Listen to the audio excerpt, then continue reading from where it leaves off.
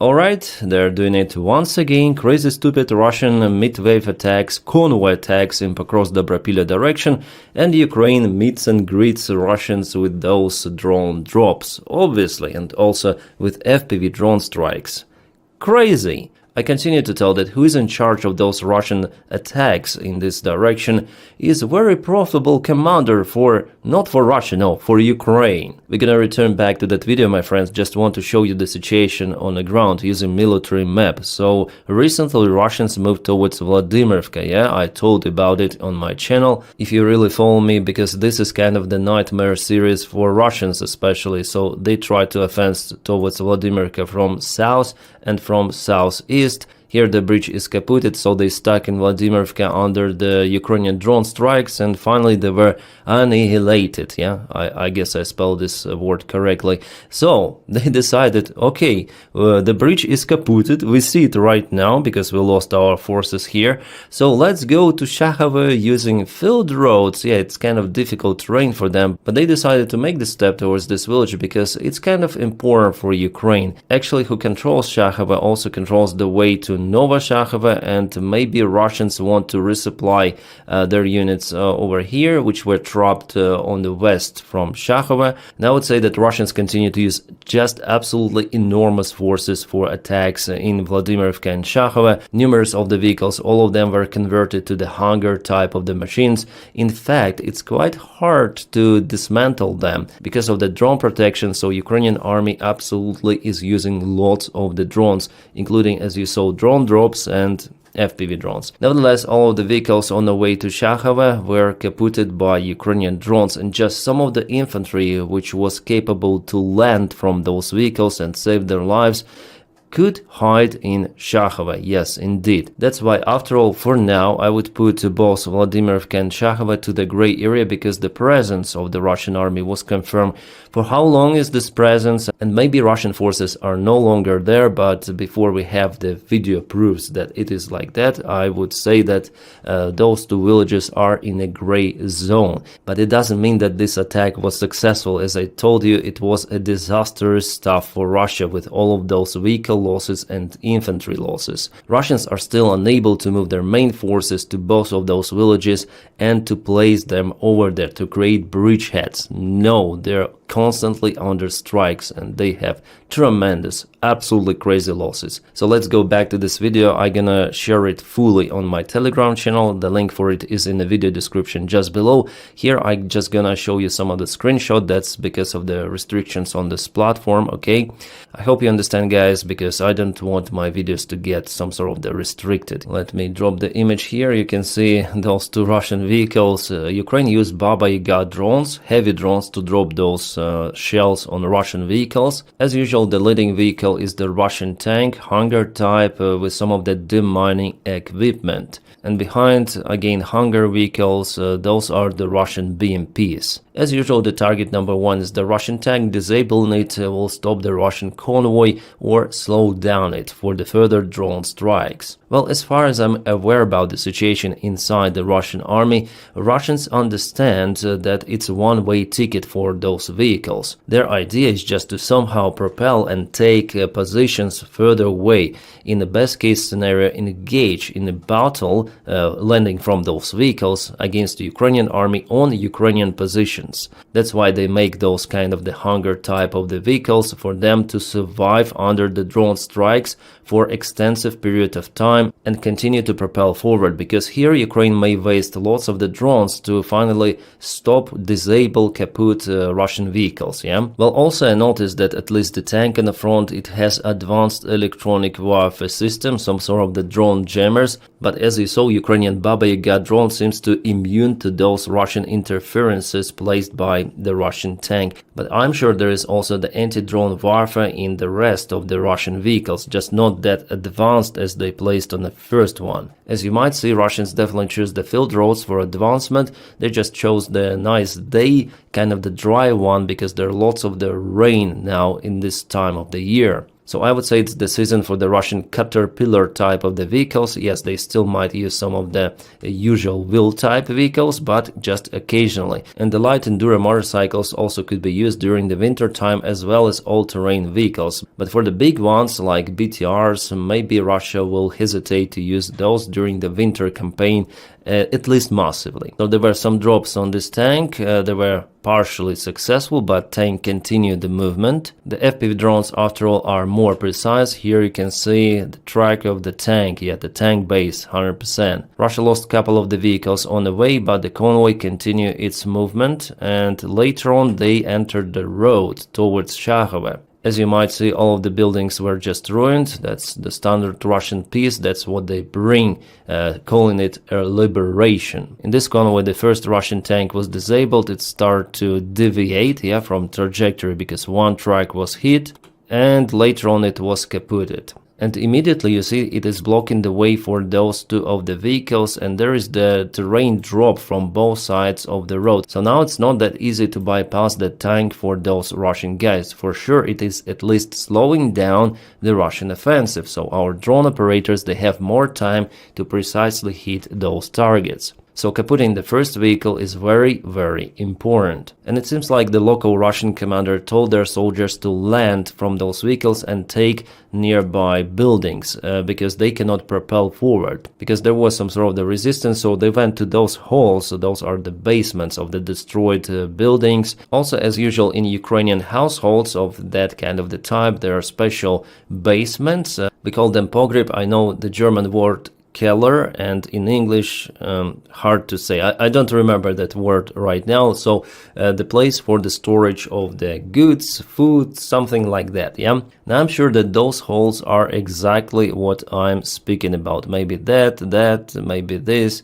So Russians, like those ants, are taking the positions underground so they cannot be hit very hard by the drone drops. But the thing that it's usually one single entrance, so it's easy to block it. In this video there are some of the images with the Russian infantry. Sorry guys, I cannot show them to you. What I may say that it seems like Russian presence is under the question in this area, because there were lots of the strikes on those houses. I guess it's already a Shakhove village, so Russians were capable to proceed to Shakhove, because again it's difficult to stop them, but upon reaching Shakhove they already were dismantled. And we have one more video from the first Azov Corps. It's a new one that was shared, one more convoy of the Russian army, because there were several of those.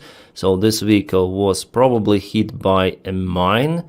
It was the Russian tank, I guess. And you see, the situation on the way. It's not yet the main street. Those are the field roads, and the Russian vehicles are all being kaputted. Russians are also using fields, so not only the field roads, but because I say to you, it's the difficult terrain for them to advance straight to Shakhove.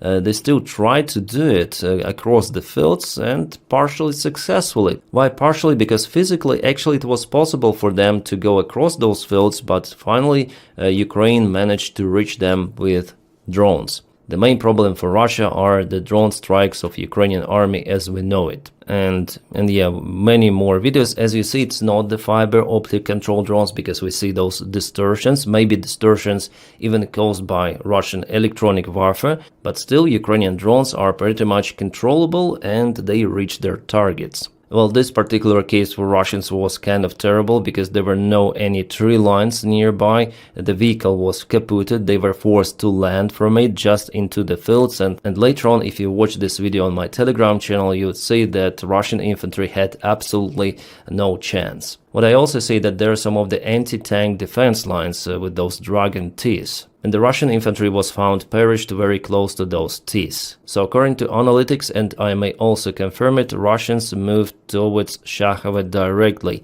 not going to Vladimirovka any longer. Well, I would say that this operation was planned better for the Russian army, and they definitely went into Shakhove. And maybe there is still a presence of the Russian infantry, however, the main part of it was absolutely kaputted. And Ukraine does the great job not putting its own infantry or own tanks into Shakhove or Vladimirovka to reinforce the group, because fighting directly in the trenches with Russians, I think it's the stupid idea. It's better to use long-range FPV drones, including Baba Yaga drones, FPV, to kaput them in those places. So basically now those two villages, they are a big trap for Russian army. And Andrew Perpetua, who is analyzing all of the losses of the vehicles, of the drone usages on the front lines, he has his channel on X, or it's better to say Twitter, please check it out. He publishes detailed reports, so you see those Russian losses for each day. They're crazy. Those losses are total KIA, and mainly they're happening in Pokrovsk-Dobrapilya direction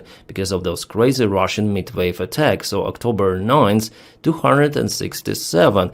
There was an attempt of the Russian army to go to Shakhova through previously destroyed bridge, and it failed, obviously. That Russian operation was definitely poorly planned that led to that stuff. And if you check out drone used, Ukraine flown lots of the drones that day, way more than Russians, almost 2 times more than Russians. October 10th also way more than Russians. Usually it's almost the same, as you can see. But those crazy Russian attacks, they force Ukraine to use more drones, but at the same time Russia has more losses, way more. So thank you, Andrew, for collecting, analyzing information and giving it to us. Oh, Jesus Christ, one more video was published. You see, they went just across the field, so it's very important to mine those. Oh, yeah, there was the mine.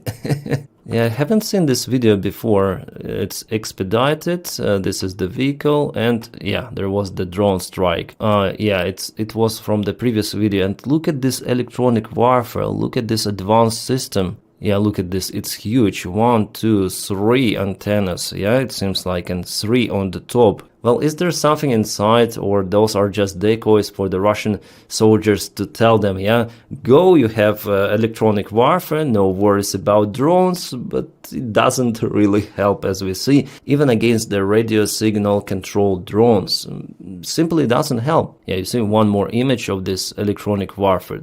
This is a big one, and this tank is absolutely no-go. Oh, those are the Russian BMPs. They chose the different way, and as usual, you see what, it's finished, absolutely. Yeah, the Azov Corps really knows its job with the drones.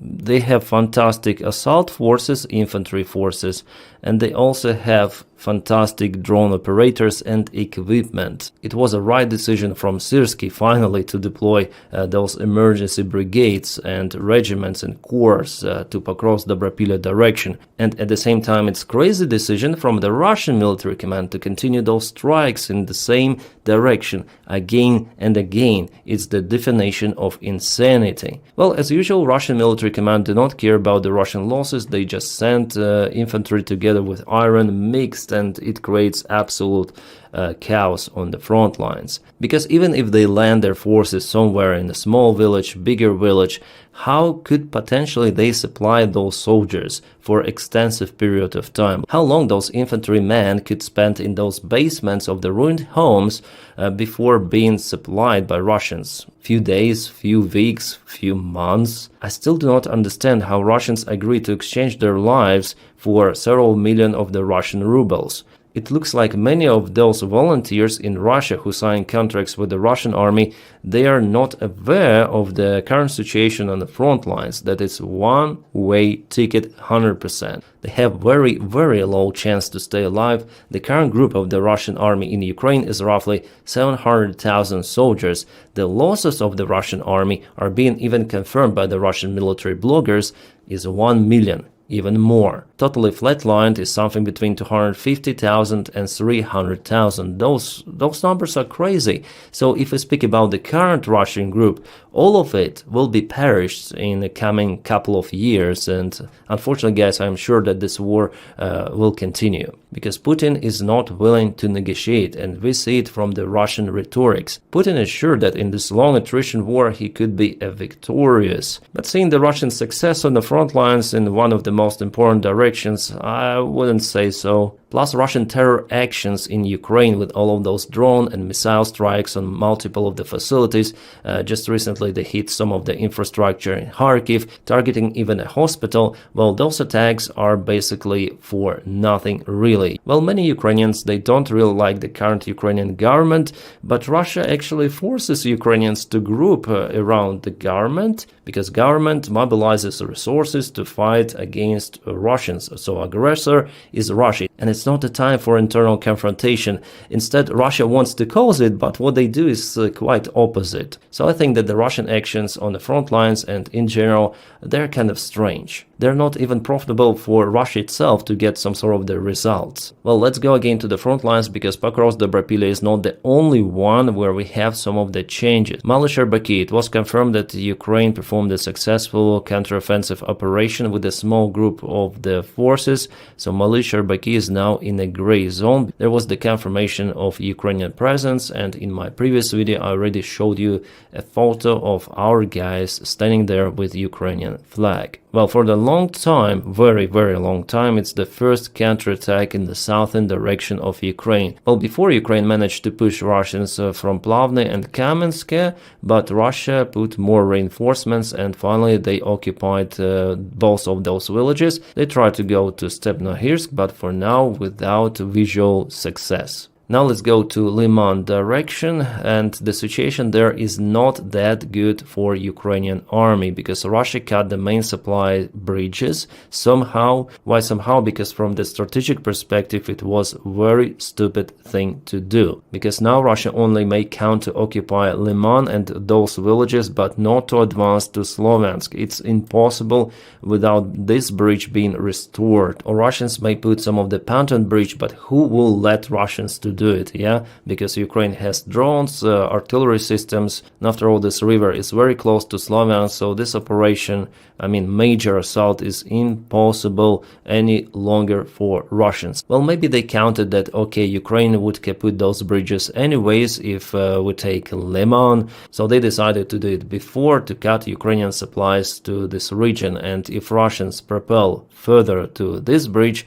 they might cut the remaining supplies and Ukraine will be forced to leave Liman. And here they are moving towards this place. Let's go to the timeline yesterday and today. You see they already almost fully occupied Shandriholovo village. Plus, according to my information, Russians start to propel with a small amount of the forces from Chasiv Yar, 1, 2, 3 soldiers, not more. Small sabotage groups are heading towards Konstantinovka. I hope they will be stopped by Ukrainian defenders. As for today, the situation on the front lines is like that. And let's go to another news, because they're also important. The United States will make an important announcement tomorrow regarding arms supplies to Ukraine, said United States Permanent Representative to NATO, Whitaker, I hope I spelled his name correctly. Tomorrow, October 15th, the Ukraine-NATO Council meeting and a Ramstein format gathering will take place. What kind of the important announcement it could be? Could the United States after all supply Tomahawks to Ukraine?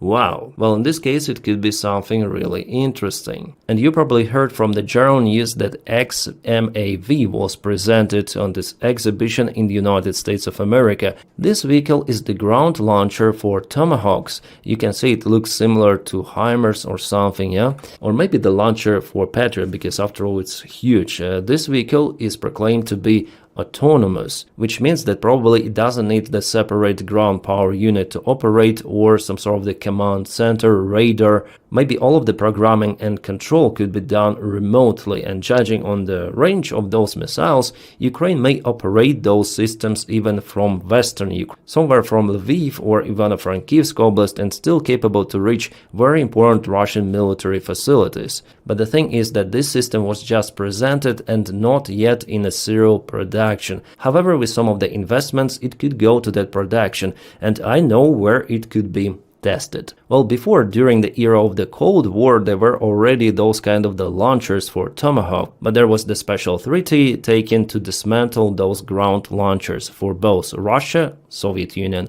and United States of America. But that treaty was exited by both of the sides, and Putin not long time ago exited it completely, so there are no any limits for this production any longer. And I wonder if United States still do have those systems in the storages. Could be quite interesting too. Well, at the same time, legacy media like Financial Times say that the United States might supply to Ukraine not more than 50 of the Tomahawk missiles. Because the United States needs those missiles themselves, they're the main tool for the major strikes against Houthis, for example. Or as you might remember, during the first term of the Donald Trump's presidency, he used those missiles against Iran. And there are roughly 4,500 of those missiles on storage in the United States Army. Well, I guess the United States might produce more, especially with this big, beautiful bill that doesn't restrict the United States Army too much in production. But still, in a middle-term perspective, Ukraine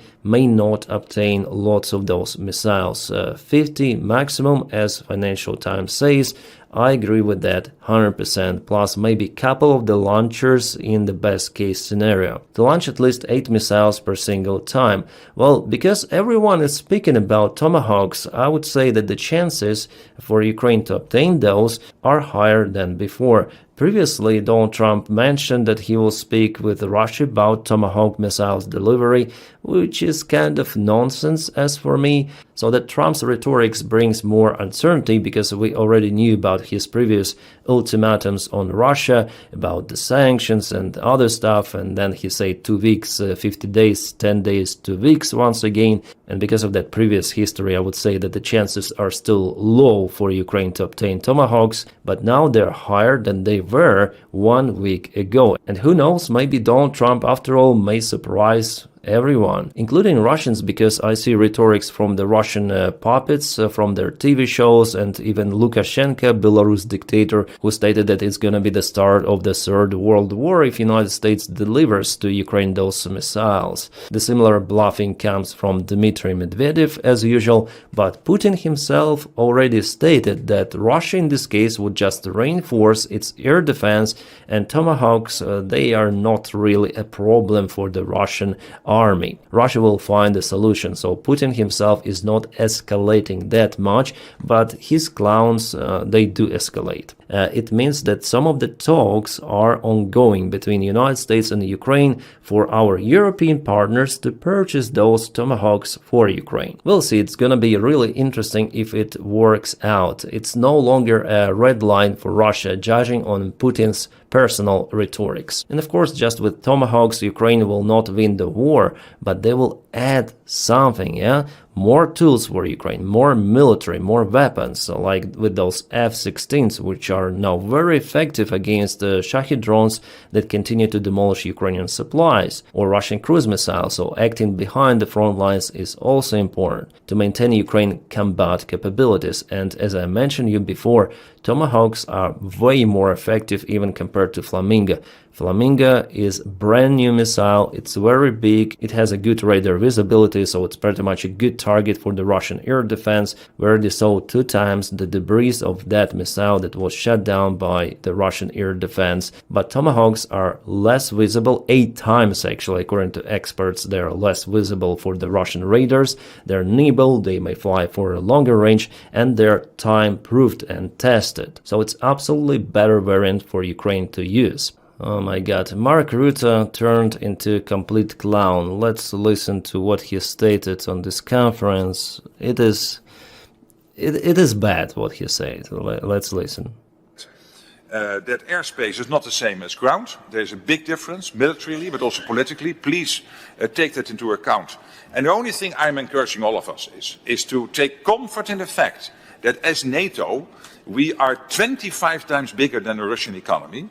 Our military is infinitely superior to the Russian military. When it comes to our air force, I mean, the Russians cannot even stand in the shadow with these MiG-31s or whatever they call them, with their not well-trained fighter pilots.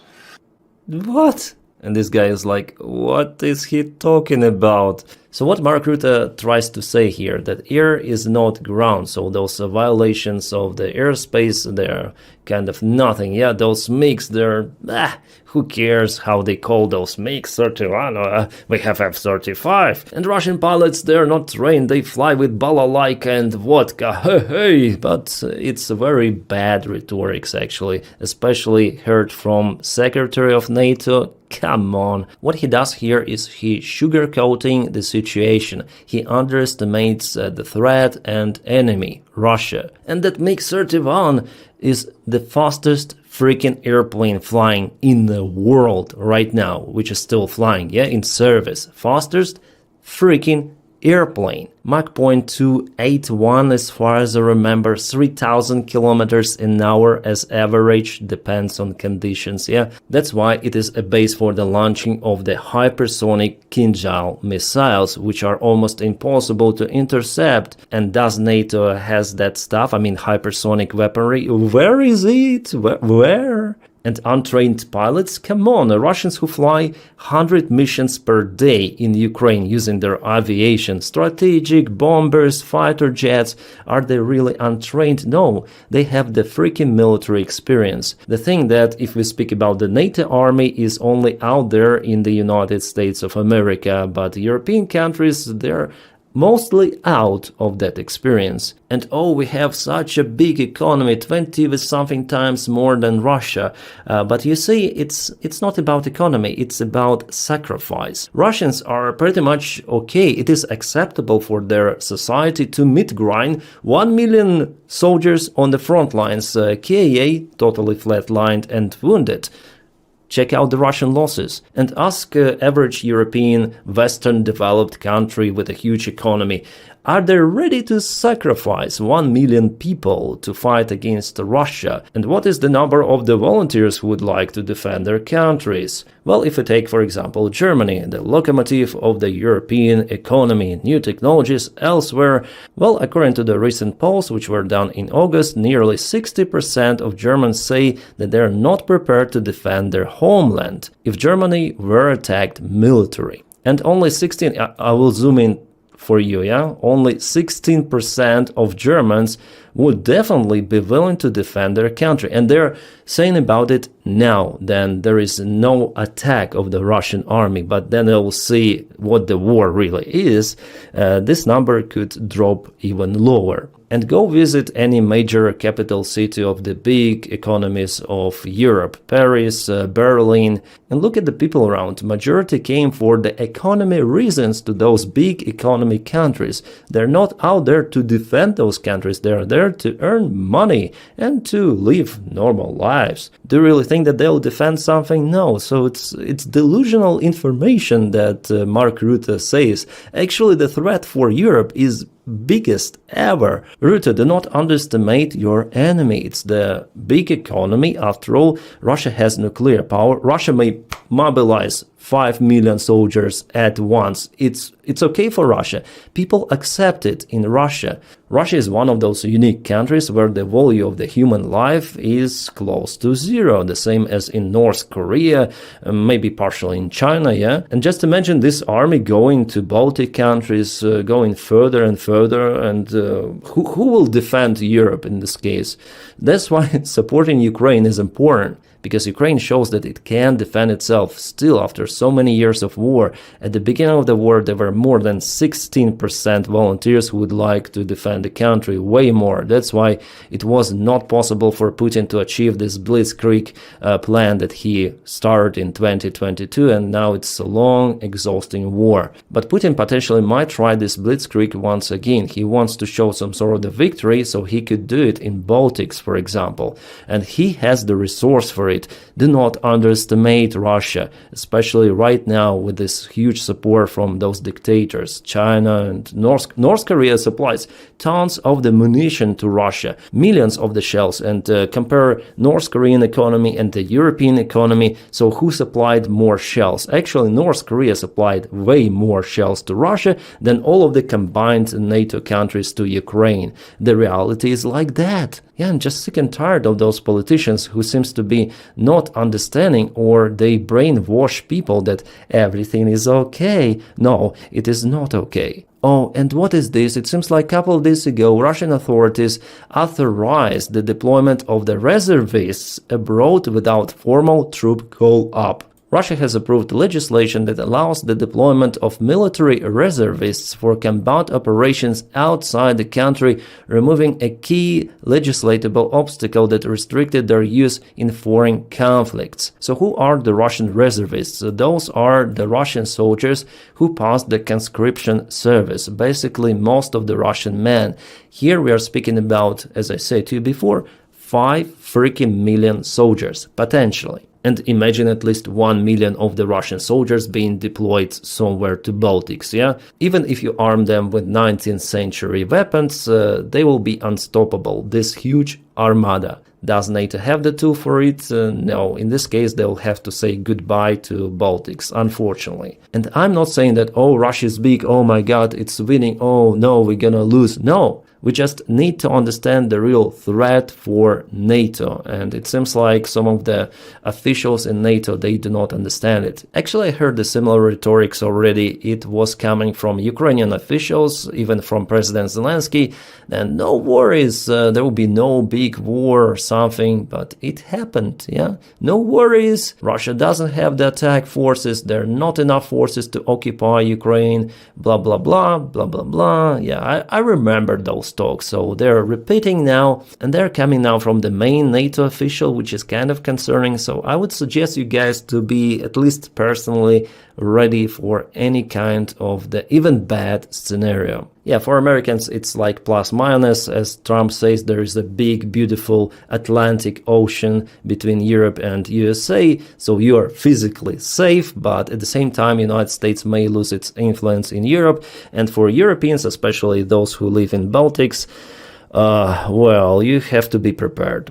But there are some of the voices, like for example, German spy chief, German intelligence, come on. He says that Russia won't shy from military confrontation with NATO. To achieve this goal, he means destabilization of NATO, Russia will not shy away from direct military confrontation with NATO if necessary. Yager, who took his post last month, so it's the new spy chief, and he checked out the documents, reports, and Russia is the threat after all. Yager also said that Germany is Russia's #1 target in Europe, given that it is the largest EU country and plays the leading role in supporting Ukraine. We must not sit back and assume that a possible Russian attack would come in 2029 at the earliest, Yager said. He referred to the earlier intelligence assessment. We are already under fire today. I think here he speaks about airspace violations, drones and everything. And if, as Rutte says, NATO is so strong, well, shut down at least some of the drone which is flying in Denmark or somewhere. Just in Poland you shut down few of the Russian drones which intercepted the NATO airspace. But Air Force already painted one drone that was shut down by mighty F-35. Even Ukraine with less military deals with drones in a better way. That's why, for example, Denmark called the Ukrainian specialists right away to resolve this issue, to train their own soldiers of how to fight against the drone threats. And that's the great decision. Ukraine is ready to share its experience of how to fight against those drones. The Institute for the Study of War publishes the information that European officials continue to note how Russia is intensifying its covert and overt attacks against Europe, supporting Institute's assessment that Russia has entered phase 0. What this phase 0 means is the informational and psychological condition setting phase of its campaign to prepare for a possible NATO-Russia war in the future. It includes social media, brainwashing people, first of all Russians, because they have to fight in the future with NATO. And I monitor Russian propaganda, Russian media, Russian groups, publics, they all say NATO, NATO, NATO, NATO is our enemy, not Ukrainians are just brainwashed by NATO. Our main enemy is NATO. So today's speech of this Mark Rutte really drive me out of my comfort zone. I'm too emotional, yeah, but I want to tell the things as they are.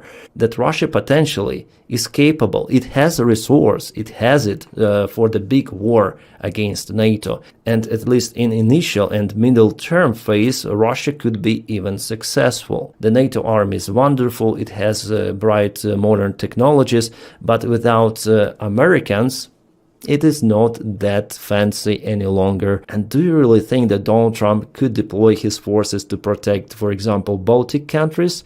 I have doubts about it. I'm almost sure that it will not happen, and Putin knows it as well, so he has this time window to act using military forces to show that NATO has no Article 5. Article 5 is out there, but it's not working for full military support. And without this Article 5, what is the sense even to have NATO? Yeah, guys, this video is already damn long. I'm sorry for it, but I wanted to speak about different topics today.